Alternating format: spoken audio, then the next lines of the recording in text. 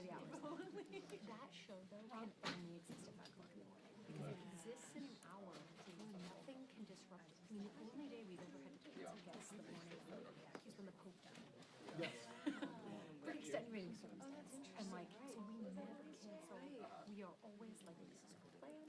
We book people who we know can like talk generally if in case something changes overnight. Like if we book a writer from Venezuela, like we know that that person can hopefully maneuver us, right? So, yeah. I don't know. So it really works pretty nicely. I'm proud of what we've been able to do with it. I feel like our social presence has really too. So, yeah, all good things. I've been taking on your first aid of the snow. I've been saying Mayor Bowser's name every morning after the oversight event, so that it pops up in her clips. Yeah. No. I was just grumpy when I tweeted that, but then like everybody was like, everybody was like, yeah, No lies. you know. No lies. The city has no idea what they're doing. No lies at all.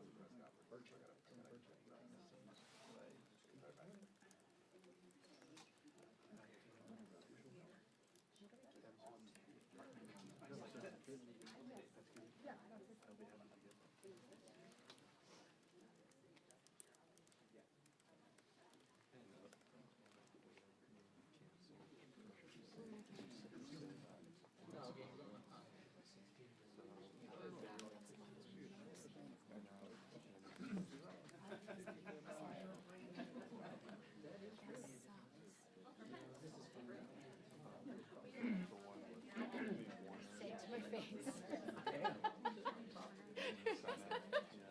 Well, I do think we should actually make it so that we can stake out today because I have questions. The Sharia thing that we're registered for is a change. So I could follow. Oh, I think that's something as well. Yeah. All right. Okay. Prioritize that, and then I'll look at the other stuff in between this and that. Yeah, I'll wait till we're coming up to that. Later now. Okay. Yeah. He never stops. How do you know when to clock in? I know. Wouldn't it be nice to be paid out of it?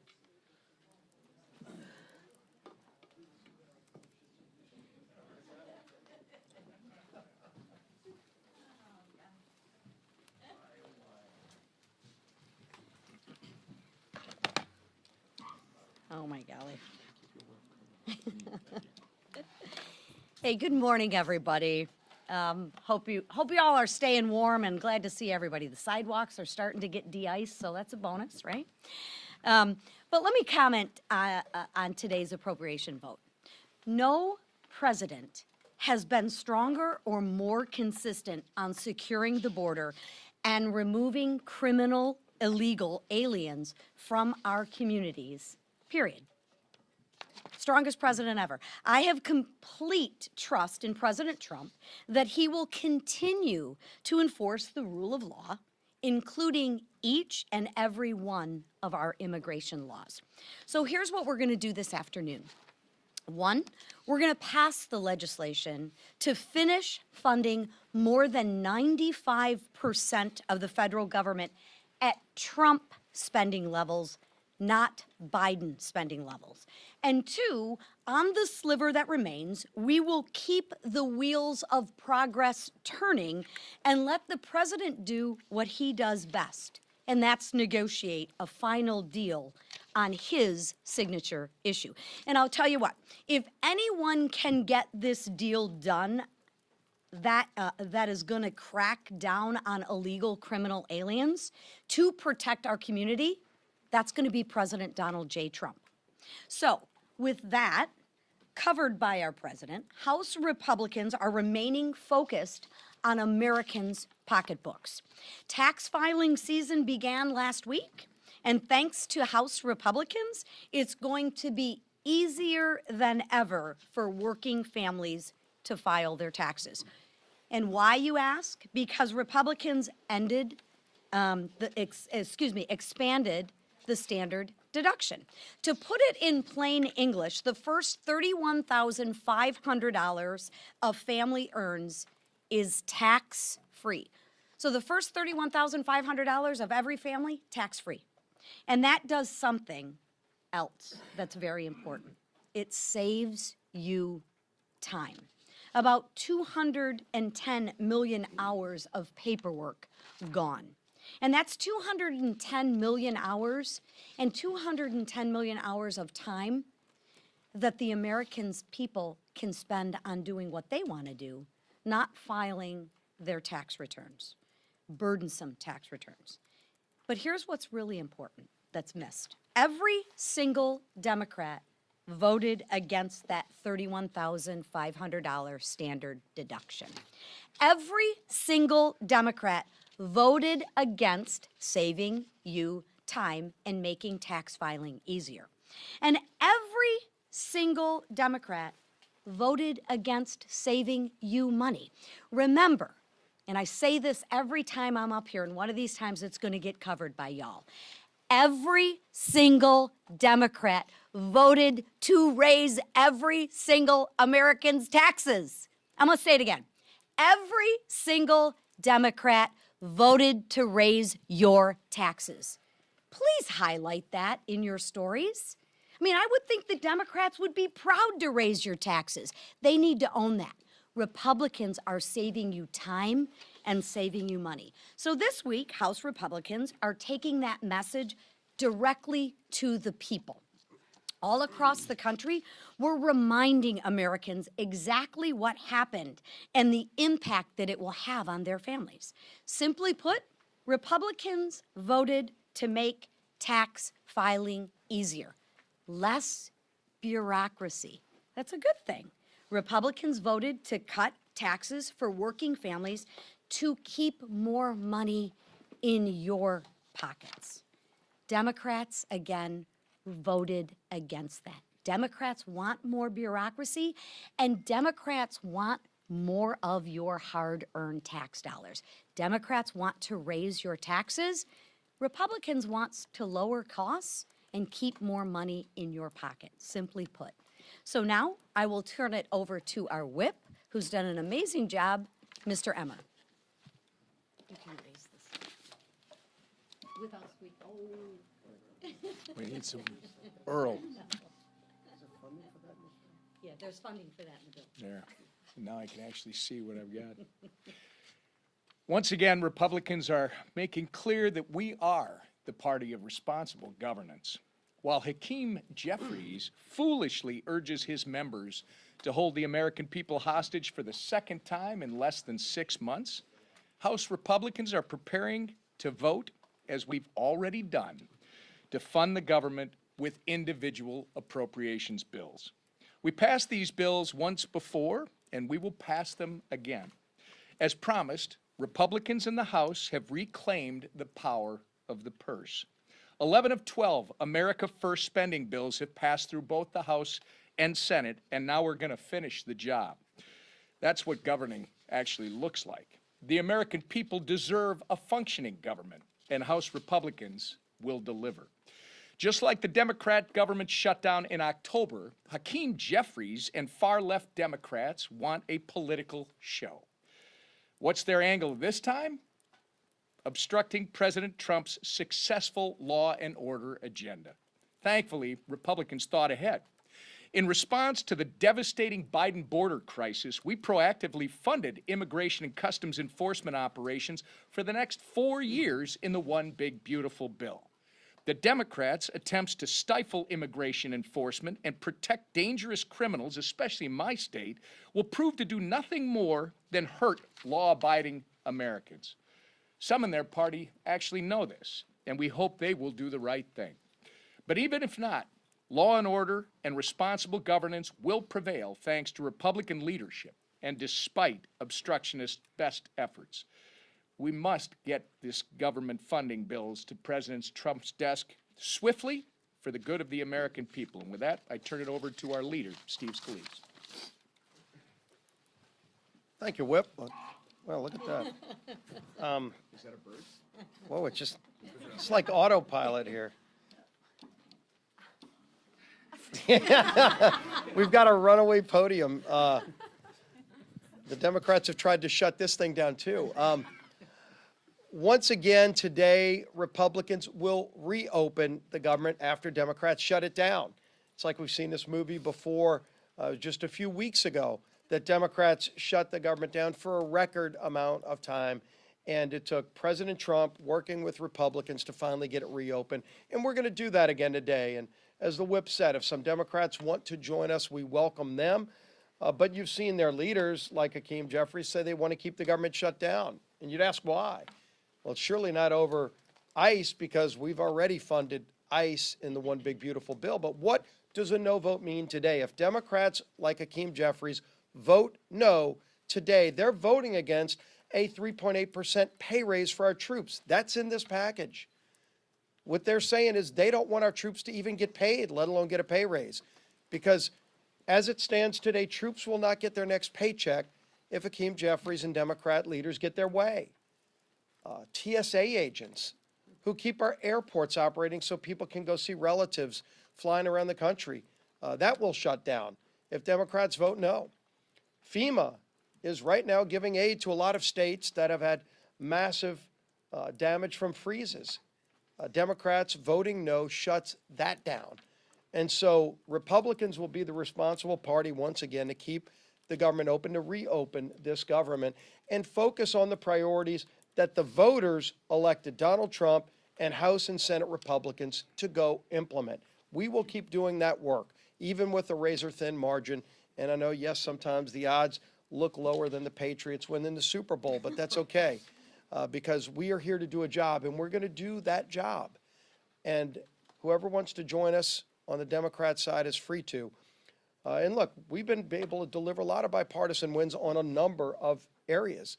If you look at holding people accountable, Chairman Comer is right now in the middle of a negotiation with the Clintons. Bill and Hillary Clinton were subpoenaed on a unanimous vote, Republicans and Democrats voting unanimously, which almost never happens in the Oversight Committee, and it did, to say they have to come forward and testify over the Epstein files.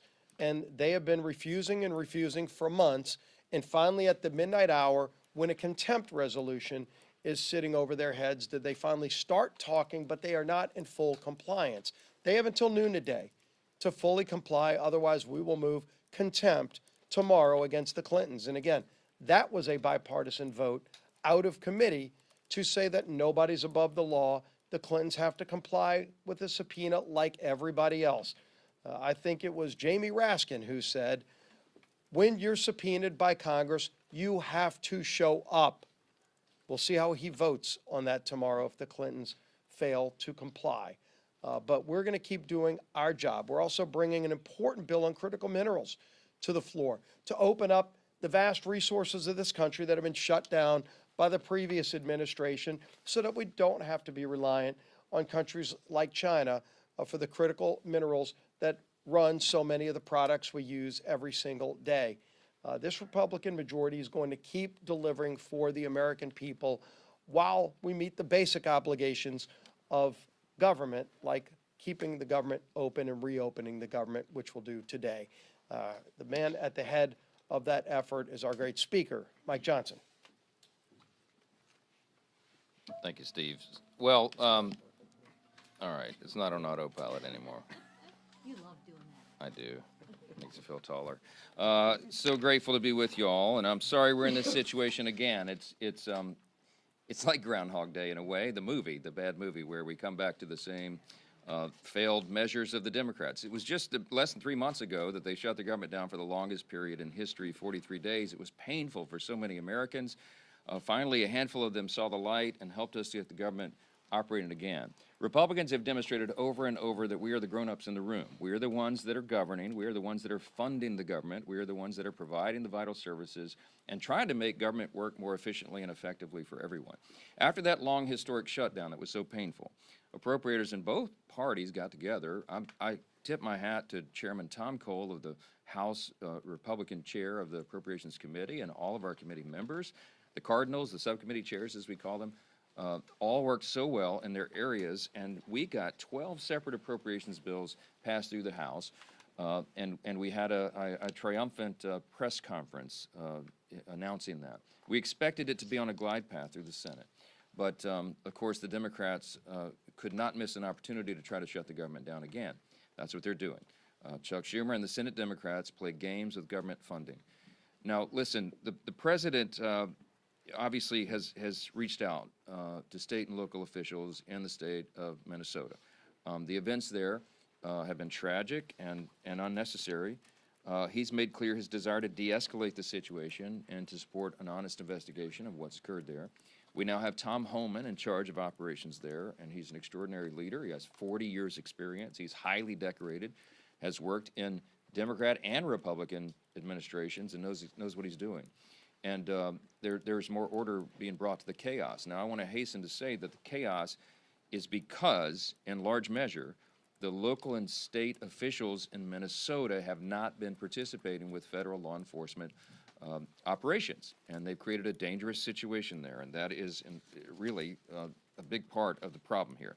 The White House and the Senate continued in good faith.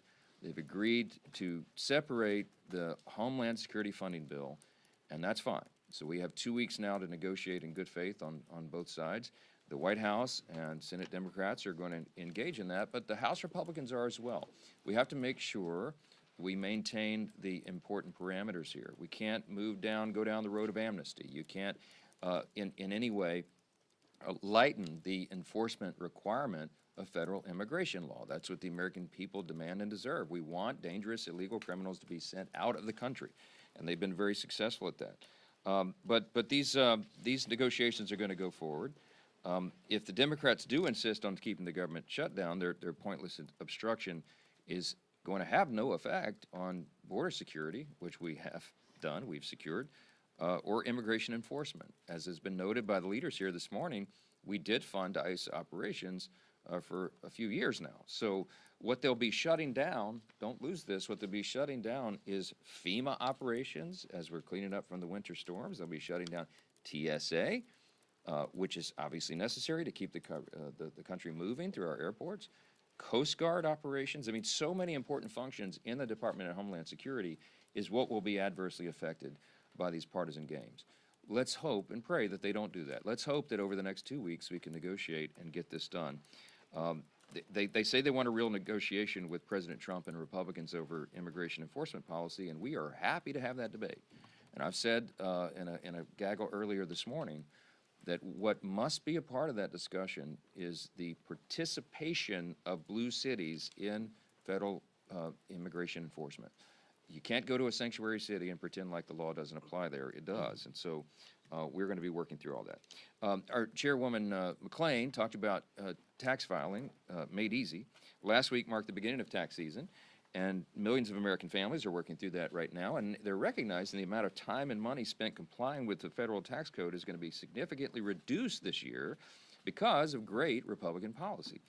Some of the things we did in the Working Families Tax Cuts, the big, beautiful bill, obviously we intended to cut taxes and to advance America First pro-growth policies, but we also sought to reduce the tax burden on Americans because we know that reforming the tax system isn't just about reducing rates, it's also about reducing the paperwork and the compliance burden on Americans.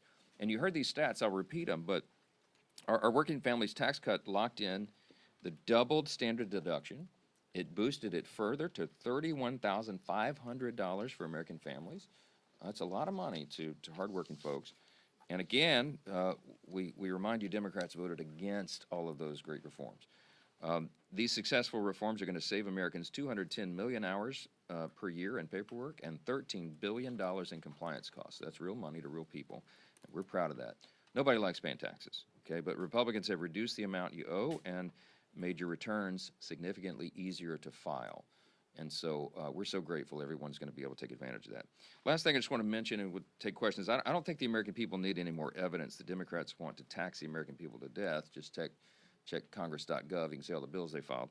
But if they did, they should look no further than the Democrat-run D.C. Council's decision, listen to this, to decouple the local tax code from specific federal tax provisions. So in layman's terms, what they're trying to do here, any Democrat-run city is going to lead into this kind of nonsense. But they're preventing DC residents from experiencing the full benefits of the Working Families Tax Cuts bill. It's almost unimaginable that they would inflict that pain upon their own constituents, but that's what they're doing.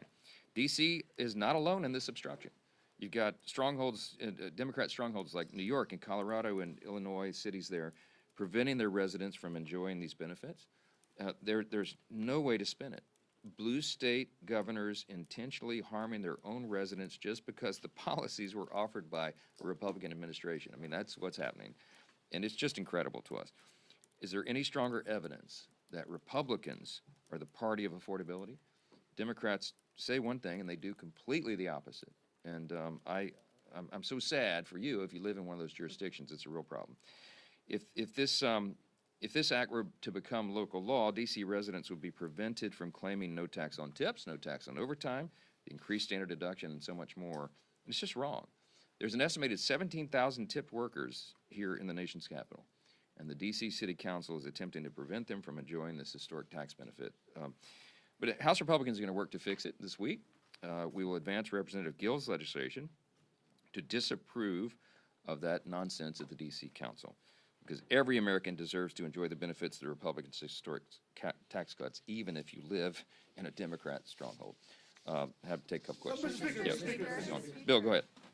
Thank you, Speaker Johnson. Are you confident you have the votes for this rule vote to pass, and do you expect any Republican no votes at all?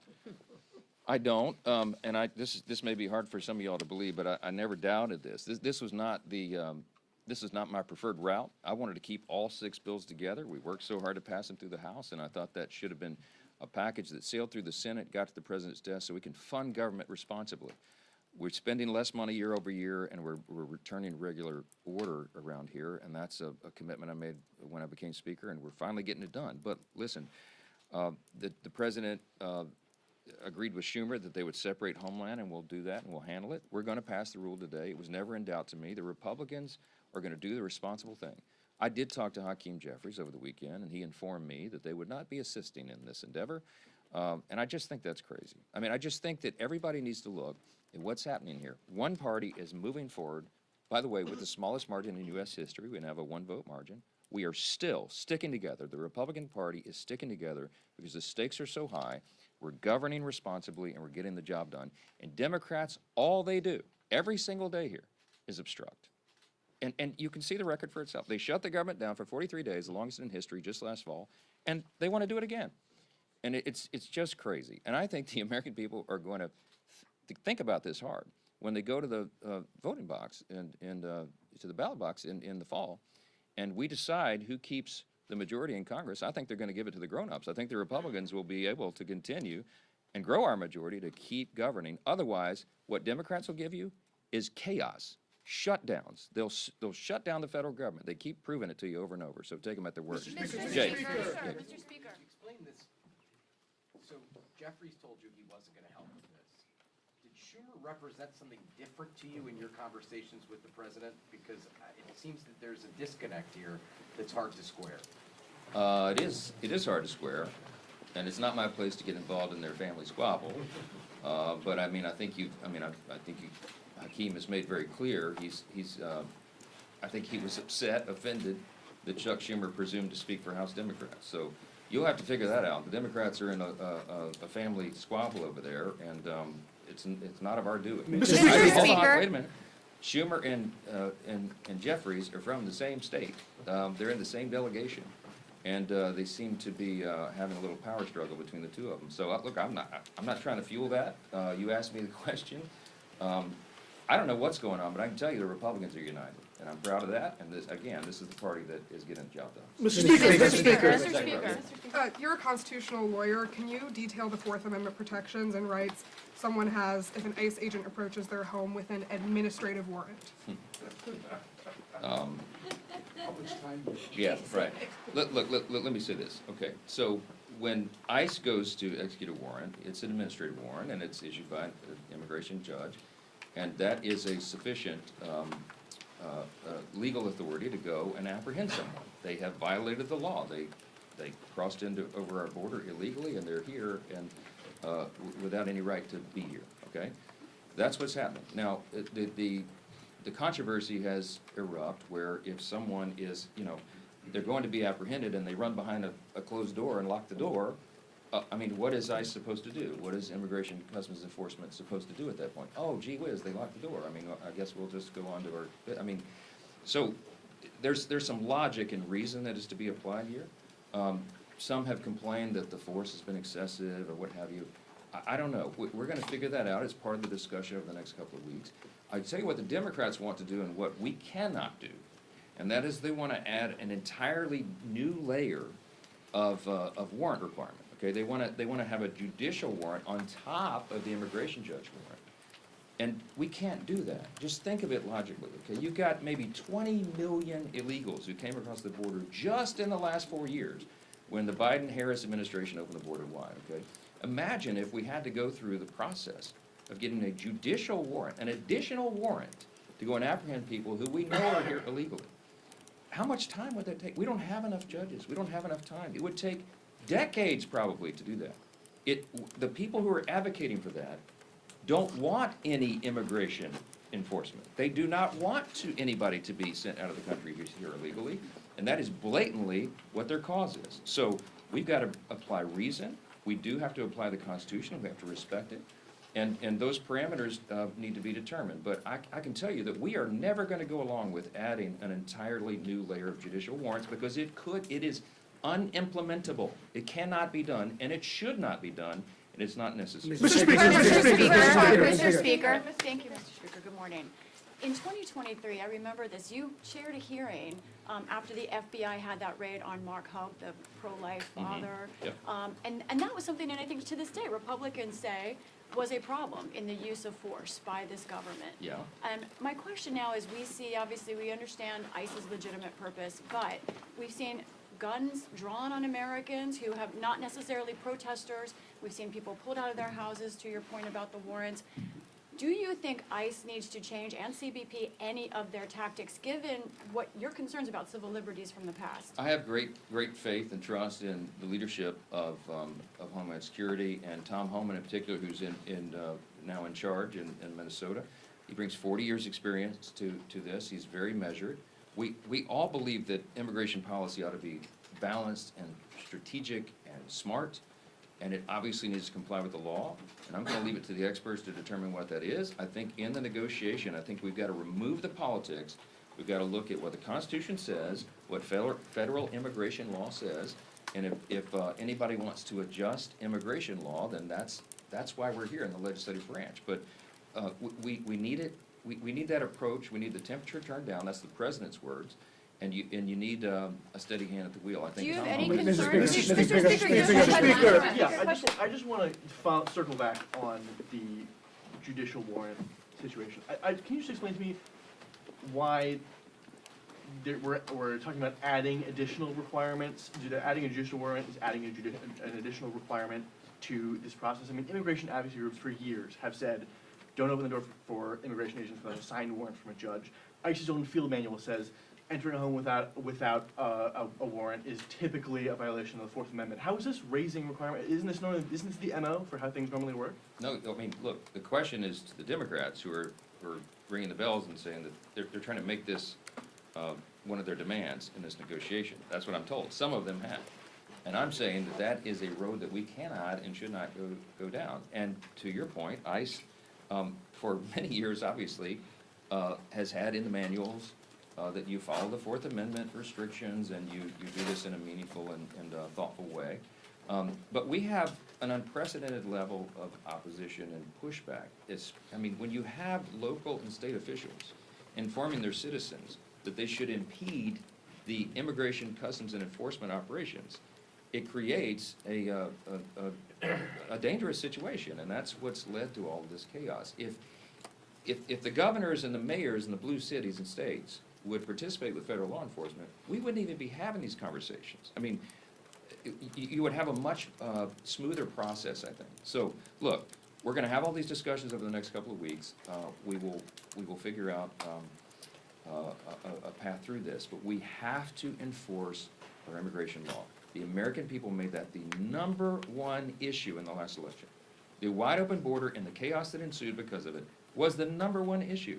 The president got to work. We used the existing law that was on the books, as we always said, as I said, for 4 years under the Biden administration could have happened, and we closed the border tight in just a couple of months. We've had almost zero illegals released into the country since President Trump took over. Strong leadership. And the next commitment was, as we said to the American people, we will get the dangerous criminal illegals out of the country. And that's what they've been doing. And for anybody to impede that, they are impeding the will of the American people. They are creating a more dangerous situation on our streets, and it has to stop. So stay tuned for the rest of this. We'll get into the details of it. I'm just telling you that adding a whole new layer of judicial warrant requirements is an unworkable proposal, and I think the people who are making that suggestion understand that. I don't think they want anyone to be apprehended and sent out of the country. So we have to- Mr. Speaker, Is there a question about elections? Happy belated birthday, Mr. Speaker. happy belated birthday.